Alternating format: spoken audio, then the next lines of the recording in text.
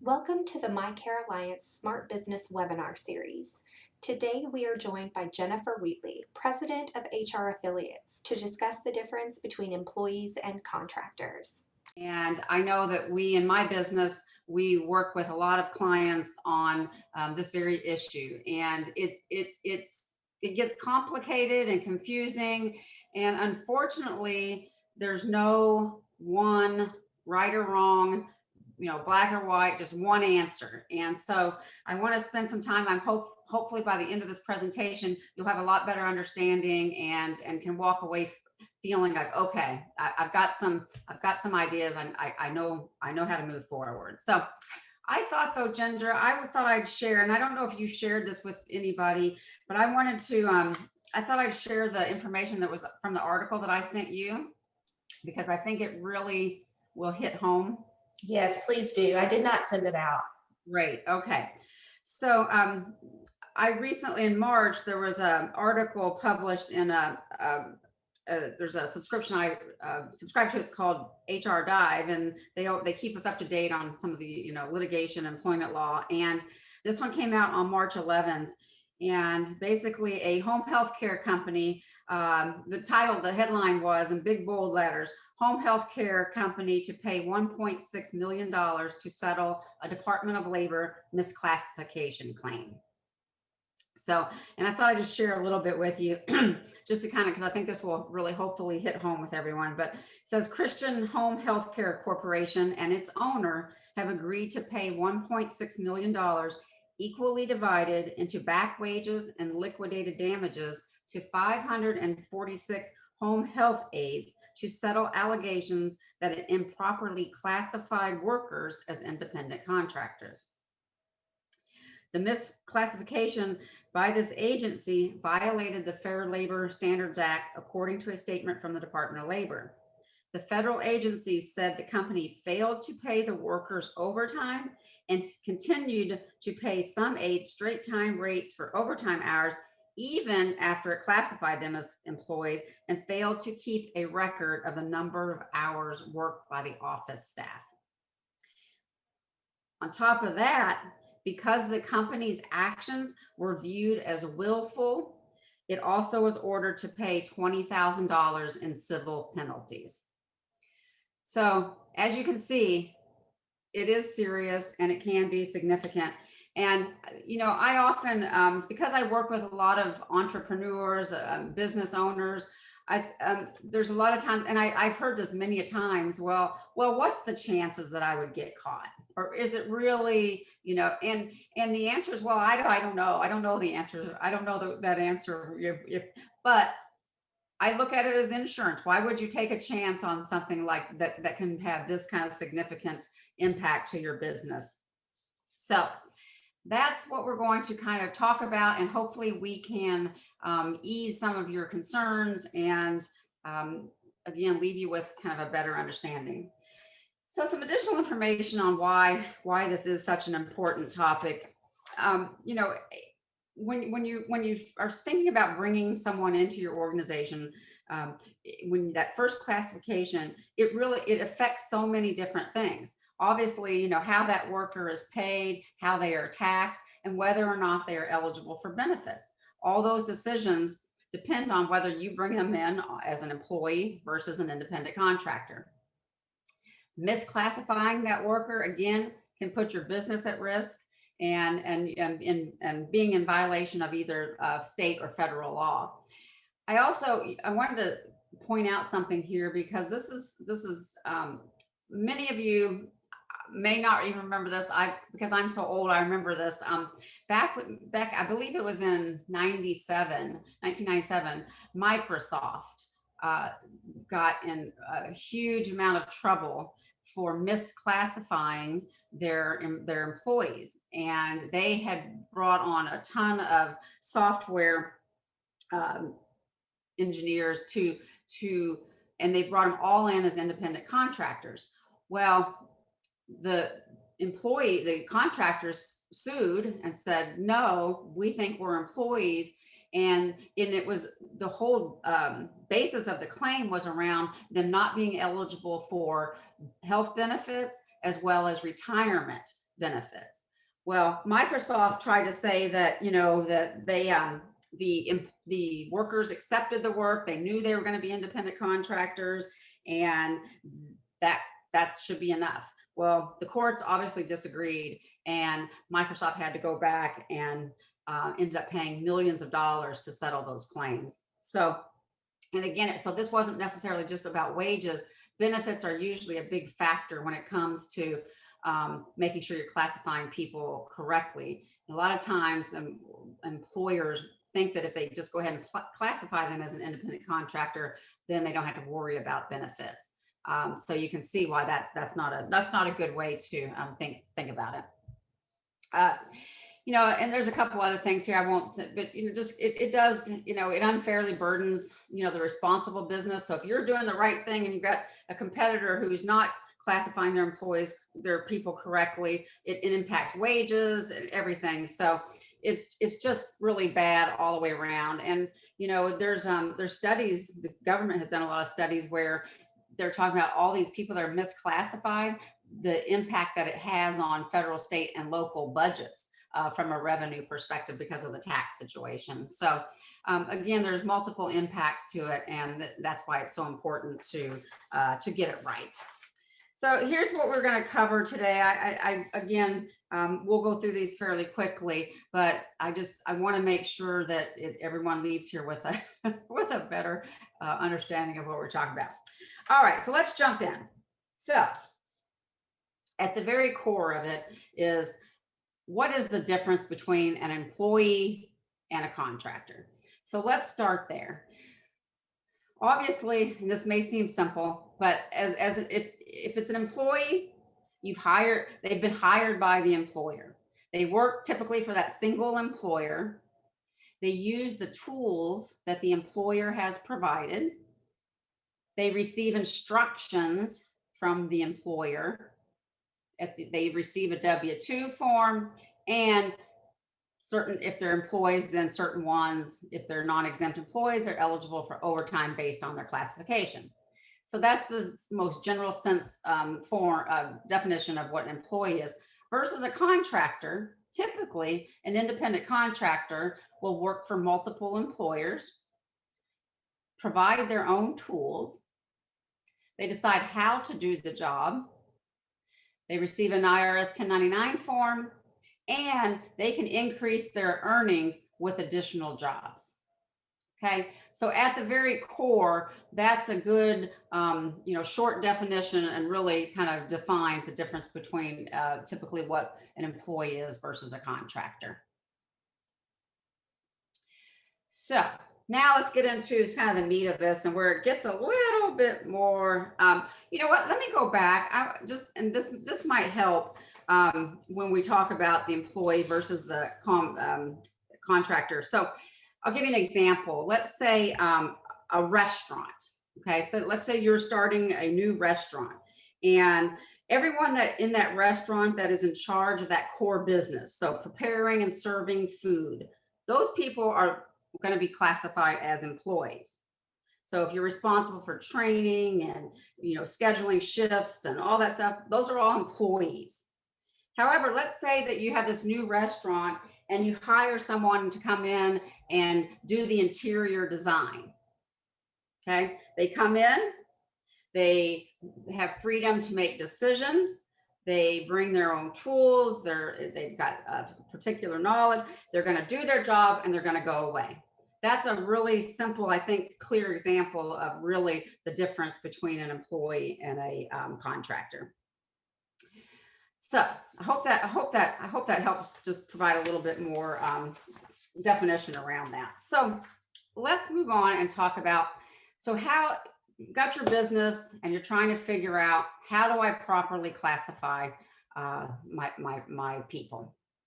So here's where it gets a little complicated. It's not it's just not one thing. So there are different tests, for lack of a better word, that are used to determine how someone should be classified. And where it gets even more tricky is the IRS has their definitions and how they classify people. And then you have Department of Labor, who has a different set of rules when it comes to classifying employees, or if they're independent people. And then you also have a few, and we'll talk about later, about some few differences among states. So that really is clear as mud, right? So let's get into kind of talking about a little bit more.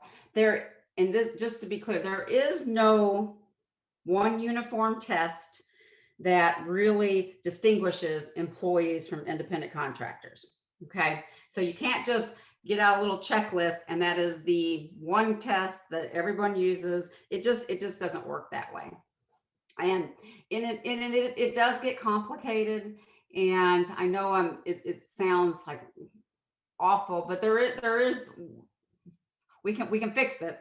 But it's just something you really want to pay attention to. And it's interesting. I'm sure you guys have all heard of Uber. It's interesting. It used to typically be that employees that were people that were defined as independent contractor, they're the ones that typically brought these suits. Well, I don't know if you remember a few years ago when Uber was in trouble for misclassifying their Uber drivers. Well, that actually came from a competitor. A competitor actually filed the lawsuit against Uber, saying that Uber was misclassifying their workers. So anyway, it does get complicated. There's no magic formula or set rule for doing it. So, but I'm going to give you some tips here. So let's talk about the IRS for a little bit.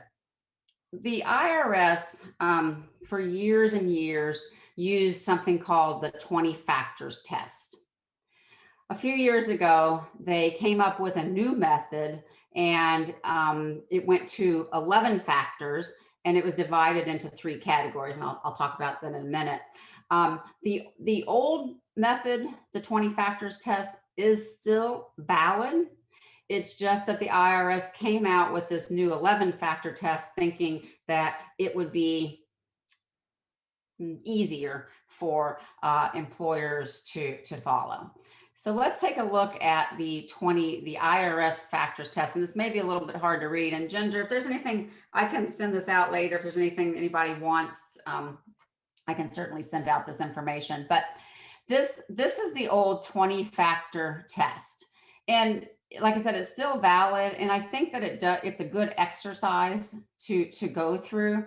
But under the IRS 20 factor test, you can see it's got all these questions, and then you have a check yes or no. And so if there's a higher number of yes marks, then most likely there's a presence of an employment relationship, meaning that should be an employee and not a contractor. So you can see, just looking at this, for example, the first one says instructions. Is the worker required to comply with the employer's instructions about when, where, and how to work? And you check yes or no. So, and I'm going to get into something in a minute where we talk about these 3 issues, but keep in your mind the word control. That is a big factor. It really is about when you're evaluating the status, trying to decide, is this person an independent contractor or employee? Something to always keep in mind is who has the right to control the work? And when I say that, as to when it's completed and how it's completed. And so again, if you feel you have an employee and you're telling them that they need to be here at certain times, that they're going to use your tools, they're going to use your work instructions, all of those things will sound like it's probably an employee and not an independent contractor. So keep that in mind, this 20 factor test. And now I'm going to talk a little bit about the new 11 factor test, which I think in some ways it's easier. And there's really I think through this a little bit too. There's really 3 categories to consider. And then remember, this is under the IRS guidelines, excuse me, on its behavioral control, financial control, and the employment relationship. So let's talk a little bit about behavioral control. So think about this, and if you have a position in your own organization and you're trying to decide which way that really should go, think about, just take that position in your mind and think about these things. Under behavioral control, when and where they do the work, what tools or equipment do they use, what workers to who else would you have to hire to assist? Do you have to hire people to assist that worker? Supplies and services, where are they purchased? Who's purchasing them? What work must be performed? And what is there a sequence that they have to follow when completing their work? Okay, it's really that behavioral control is a big factor. And I think this is where I see a lot of the issues come in play, is when they, I have a situation with a client right now where they have two individuals doing the exact same work. In essence, they're doing the exact same job. One of them's an independent contractor, and one of them is an employee. And the reason that it's that way is because the independent contractor wants to be an independent contractor. So there are two people doing the exact same job. And as we peel the onion a little bit, the independent contractor is taking the same instructions, is told when to be there, using the employer's equipment.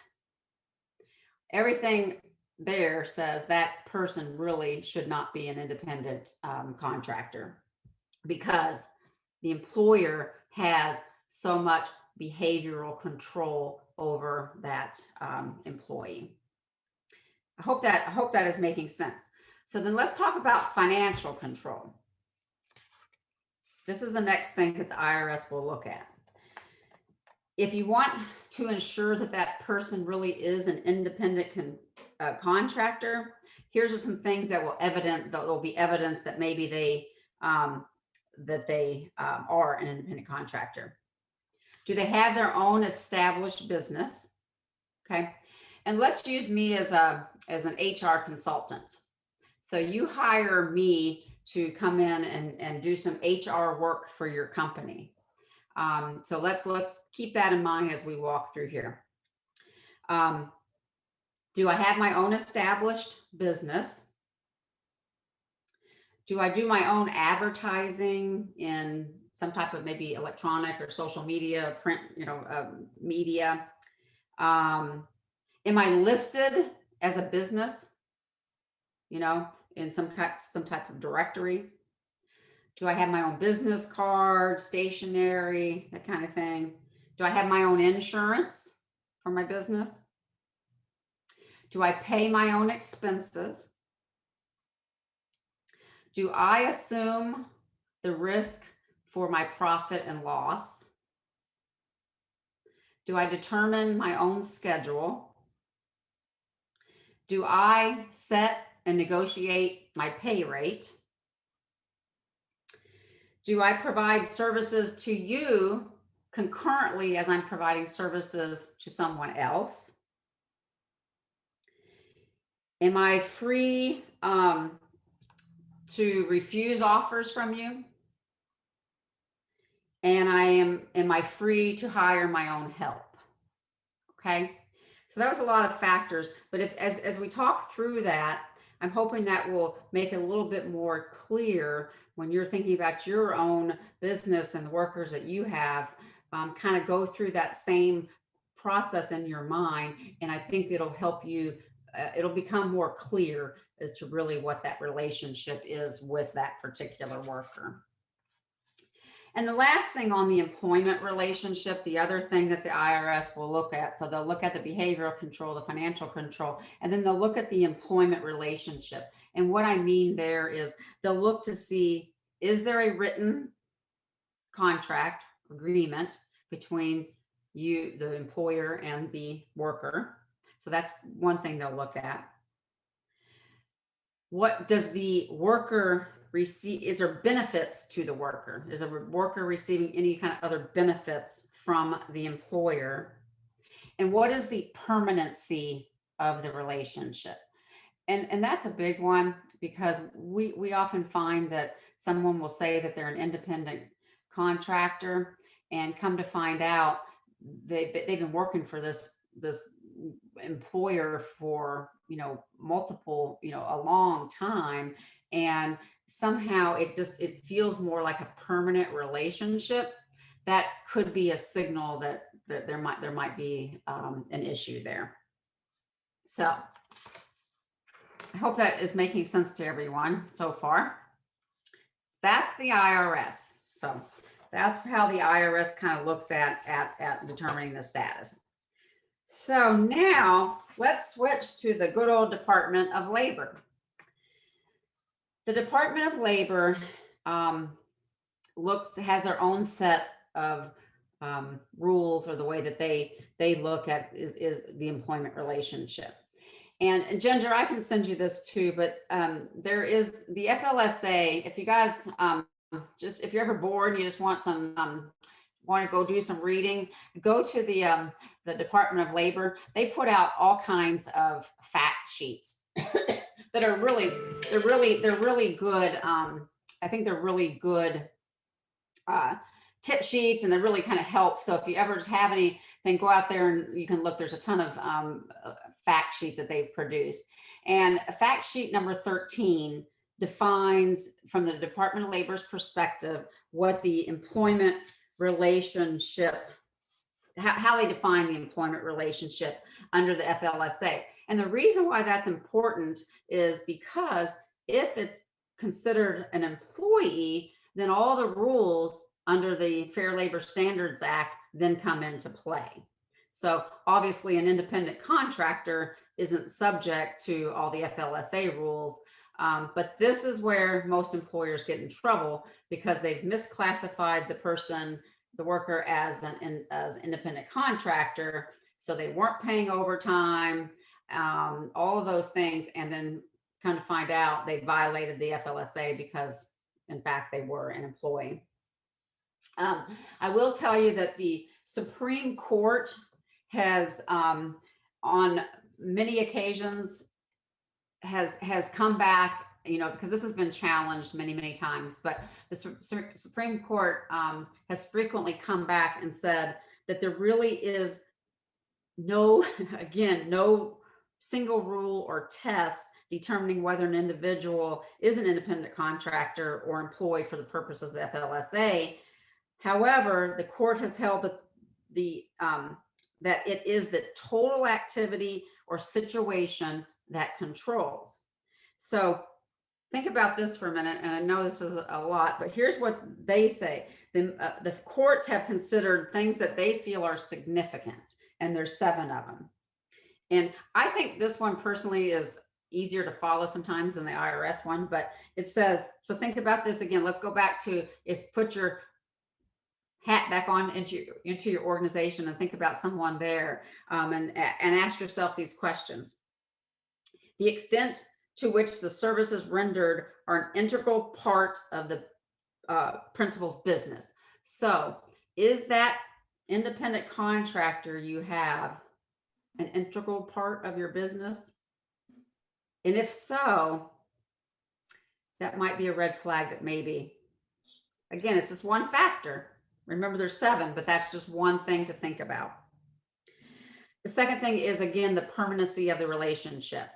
The longer that relationship is in existence, the more likely that it's going to be questioned if that really is an employee. Again, the amount of alleged contractors' investments in facilities and equipment. The nature and degree of control again comes up. The independent contractors' opportunities for profit or loss.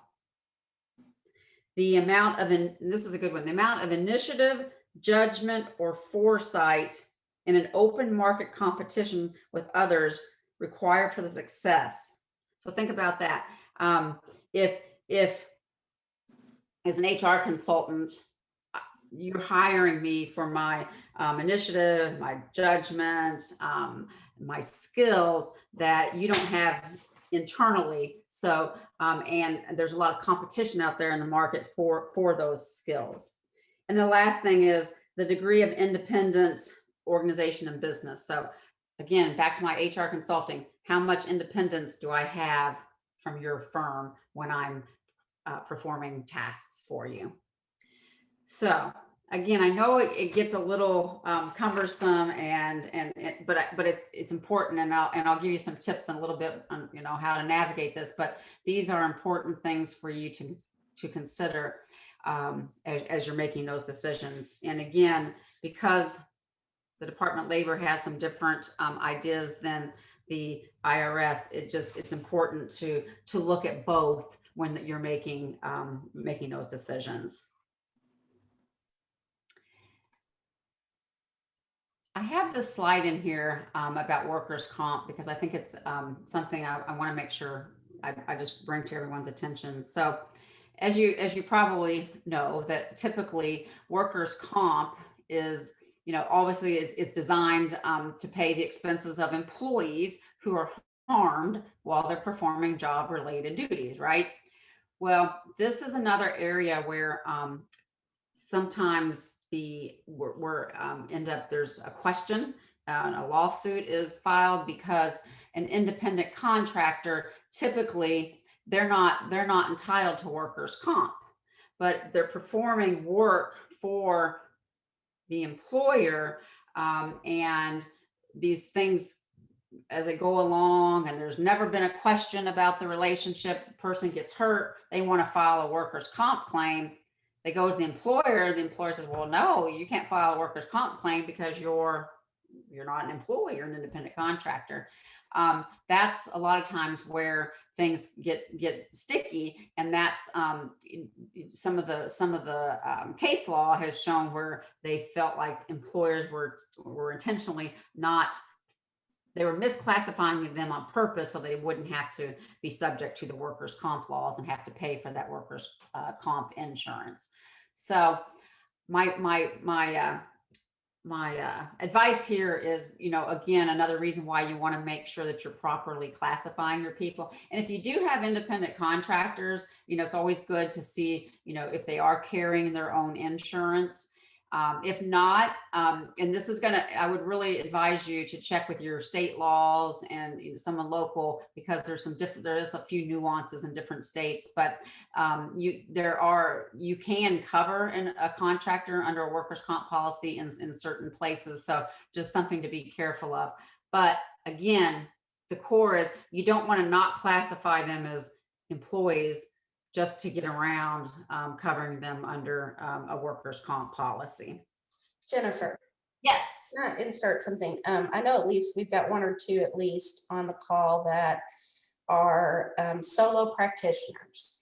And Okay. so they might be considering using a contractor because they don't hire employees. And of course, they wouldn't even have workers' comp. So as you go through these, can you kind of address that as well? Because it's a little different when you're a solo and don't have With a solo, so are they hiring the independent contractor for a project, or are they hiring them again to perform some type of function that's going to be an ongoing integral part of the business? And I think that's that's kind of the question that you have to kind of think through. And we see this all the time with small, single, solo owners, and they start needing help.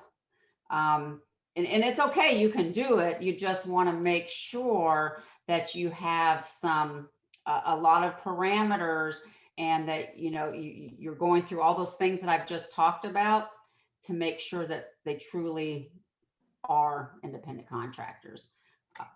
Does that make sense? Yeah, and Jennifer, some cases they would be contracted with people that absolutely had other businesses, similar businesses, so that would be pretty safe. Yes. Some cases I know they're contracting with people that don't necessarily have other businesses, might be, but it would be a professional, a social worker, or a nurse, maybe that has another job, not their own business. And they would most likely, I think anybody that's on the call today that would be using a subcontractor most likely would require them to, they would set parameters and some kind of guidance around the work that would be done. But is in that case, is it more of a timeline thing? Because, if I'm using a contractor for 3 months because my business is growing, that's okay. Then, we've been doing this for 2 years and I've never brought them on as an employee. Is that different? It would be different. You're exactly right, Ginger. And in the scenario that you just described, and again, that's why you just mentioned several factors, not just one factor. And again, that's why you kind of have to look at it in totality. That's why you can't just say it's just based only on how long the assignment is, or so it's all those different factors that come into play, and looking in it totality, that's when you decide, does it make more sense that this person really is an independent contractor? And I'm not here to, my I'm not saying you can't have independent contractors, because you certainly can have them. But the onus is on you to just, to be sure and be comfortable that they really do meet those requirements. So in the case of, if you hired a social worker, or you hired a nurse to help out, and maybe they're doing it part-time for you, but you're hiring them to, based on their skills, that they bring, and they're bringing their own knowledge and everything with them. And you probably will, you have, again, you have to look at it in totality, but it depends on how much you're dictating when they work, where they work. Are you providing all of the work instructions, and they have to follow again, it's all of that in totality when you're making those decisions. I think where I see a lot of solopreneurs get in trouble is just exactly what happens is they bring the person in as a contractor at first, and then a year down the road, that person is working 40 plus hours.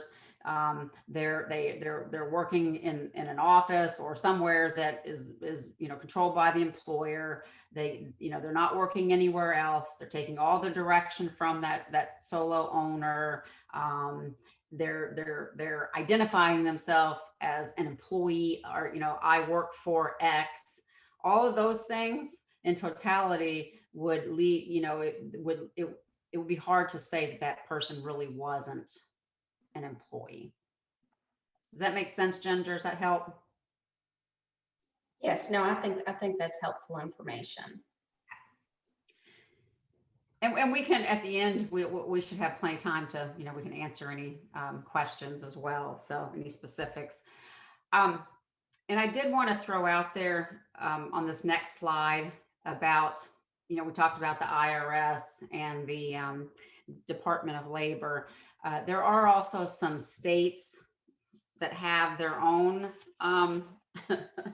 their own set of things that they do. And because I'm in Kentucky, I put Kentucky and I put Indiana on here, but I have a couple other things to say. But every state is different. And as a business owner, as a side note, do just make sure that you know what the employment laws are in your state, because I can tell you they are so different. And federally, there's one thing, but the states do some very different things from a federal perspective. And depending on your size, as solo owners, there's not a lot of compliance things you have to worry about, but there are when it comes to, this is an example. So in Kentucky, they use, there's something called four factors to really make the decision if distinguish between an employee and an independent contractor. And this is they look at the nature of the work, the extent of the employer control, the employee's professional skills, and the true intent of the parties. So, and then in Indiana, they use the right of control test, which is common law, and the Indiana courts use the IRS 20-factor test.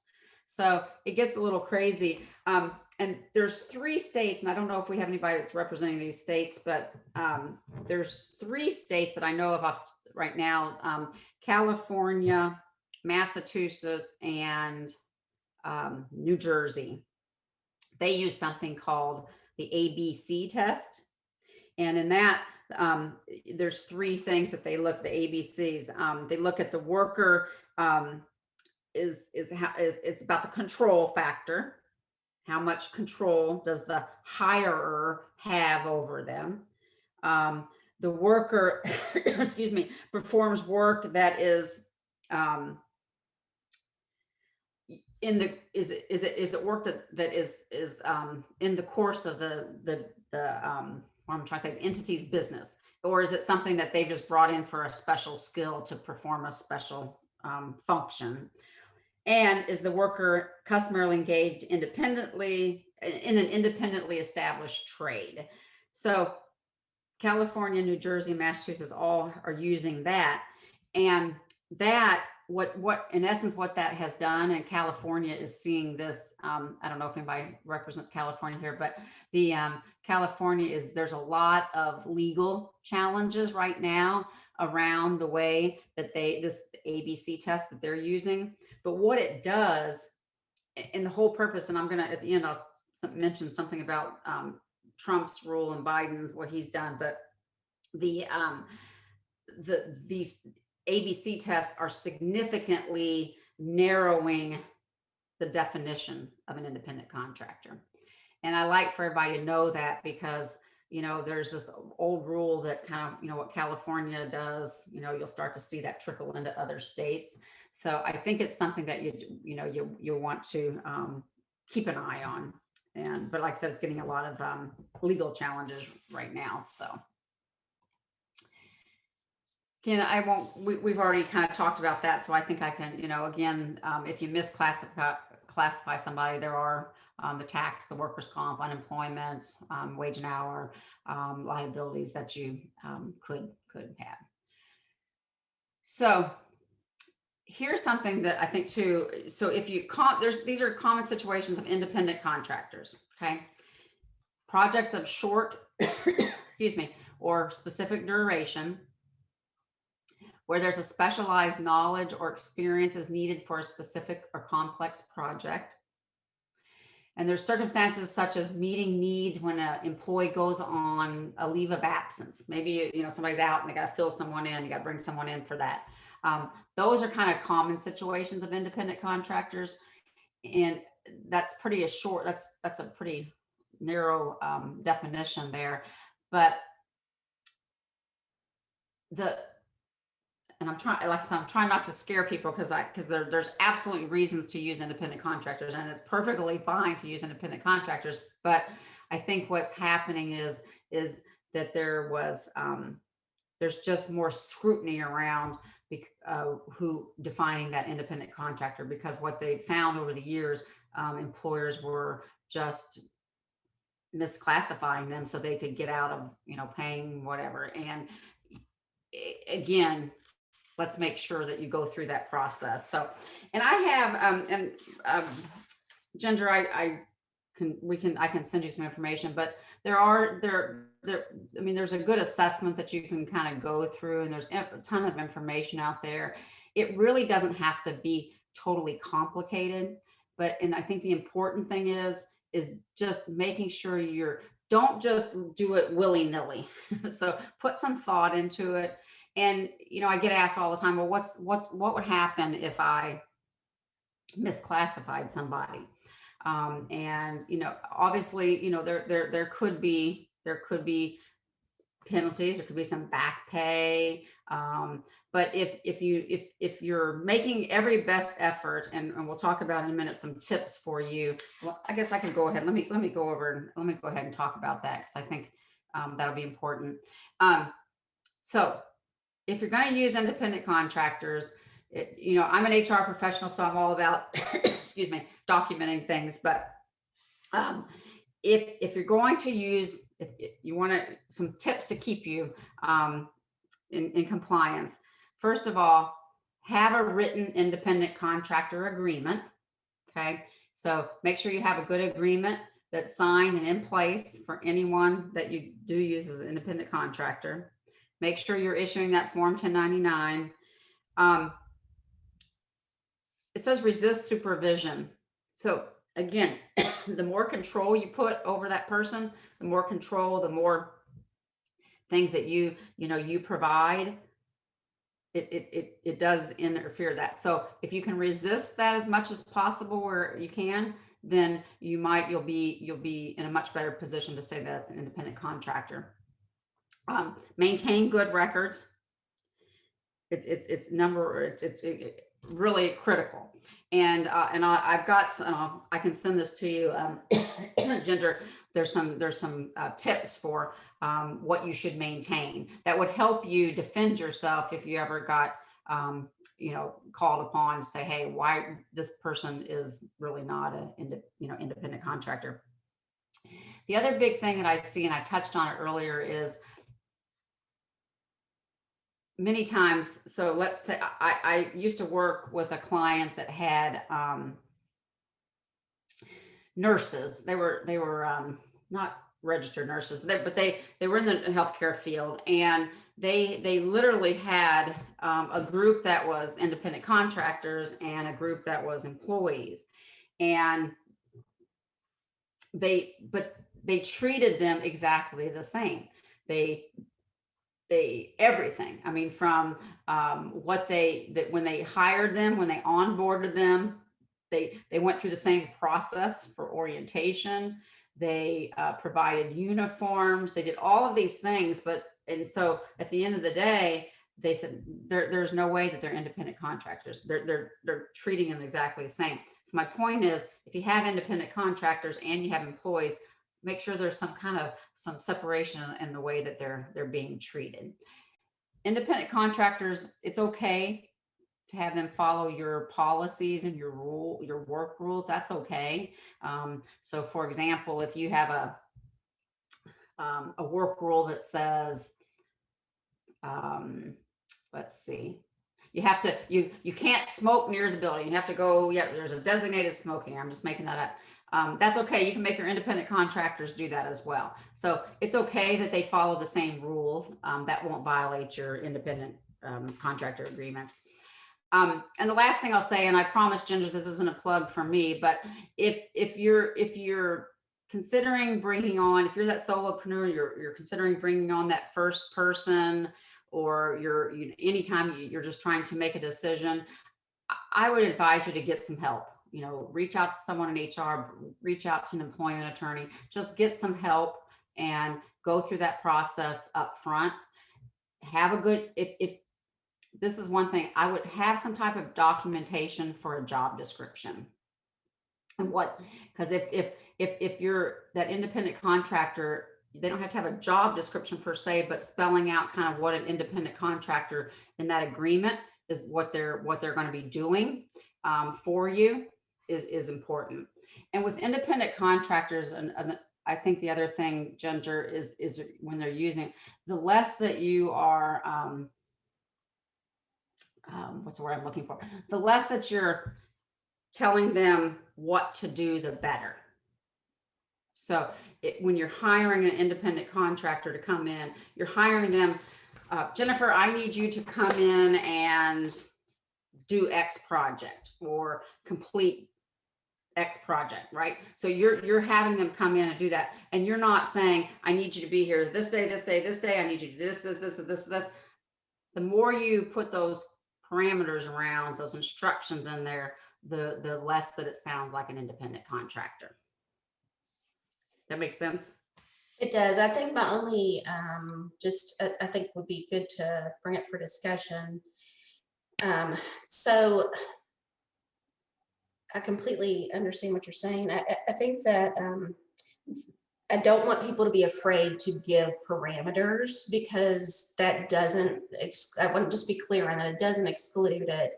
You know, because if they're hiring somebody, especially temporarily as they're getting started, they're going to have to give parameters about how they want the work done, the duties.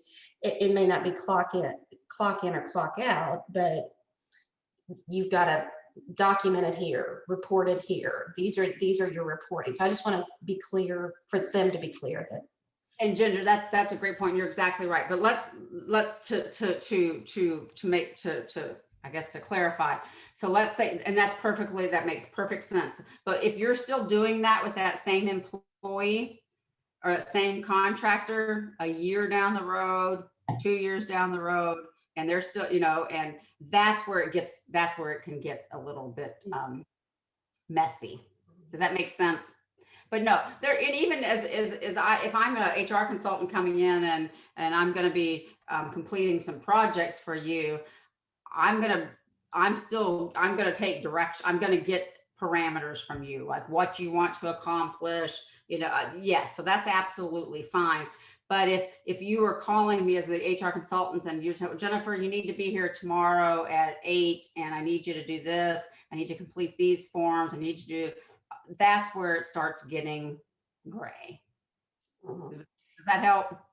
Yeah, and I think one of the things that you said too that's helpful to me is, again, if they're alternately employed or they do the same type of work for other people. So, with our independent contractors, I require them to have a minimum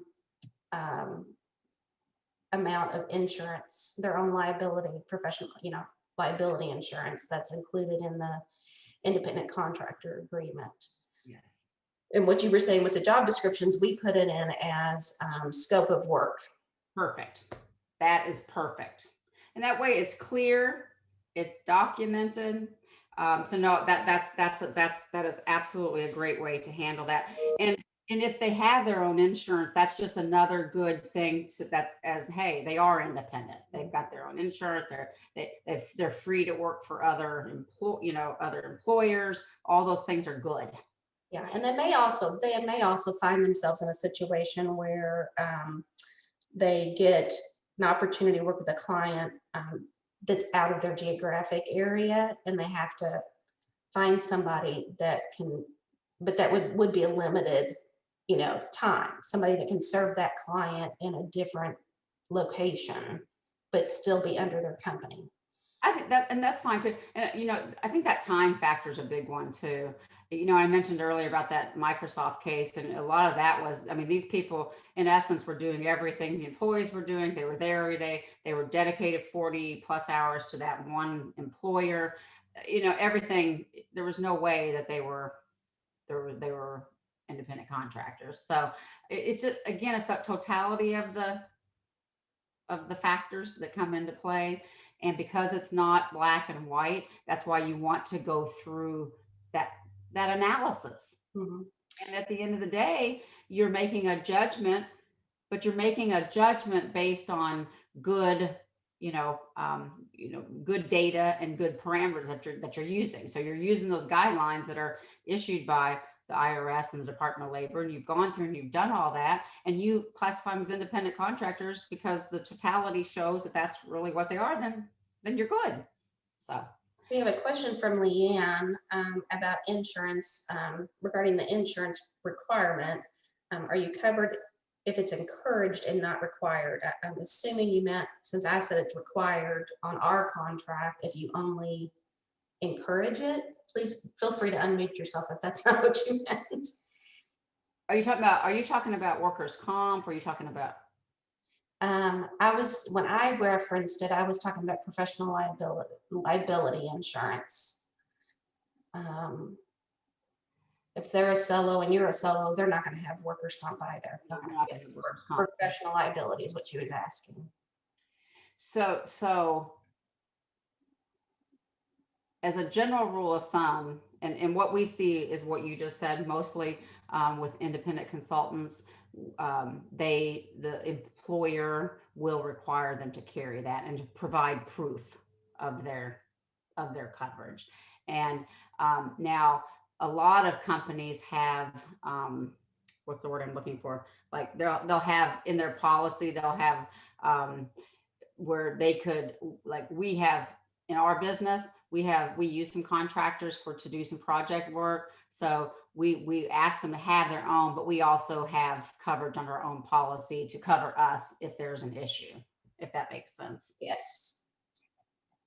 The and I know in some states, like like in Kentucky, so if we hire an independent consultant to do some HR work for us, and they are just a solo, they don't have a business, they just want to do some independent work, we can put them on our work comp coverage.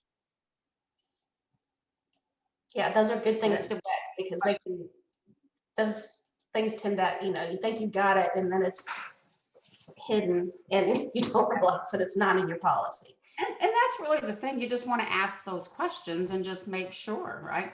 I wanted to say something else too, and this is there's and this just happened to one of my clients.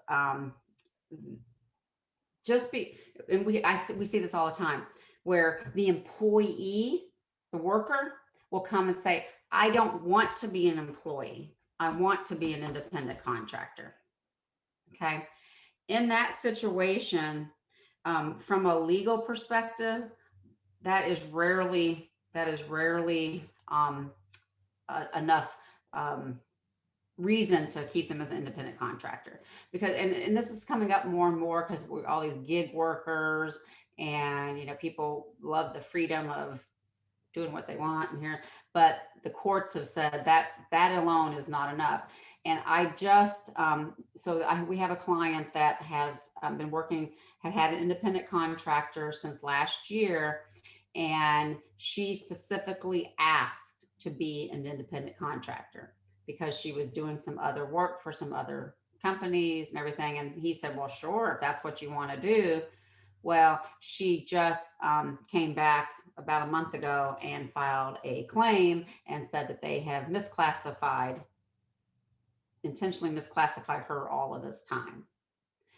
And even though they've got all the emails where she requested this and everything, the attorneys have advised the client that they need to settle and pay her, because they probably wouldn't win if they went to court. Thank you for joining our MyCare Alliance Smart Business webinar, and a special thanks to Jennifer for sharing her expertise.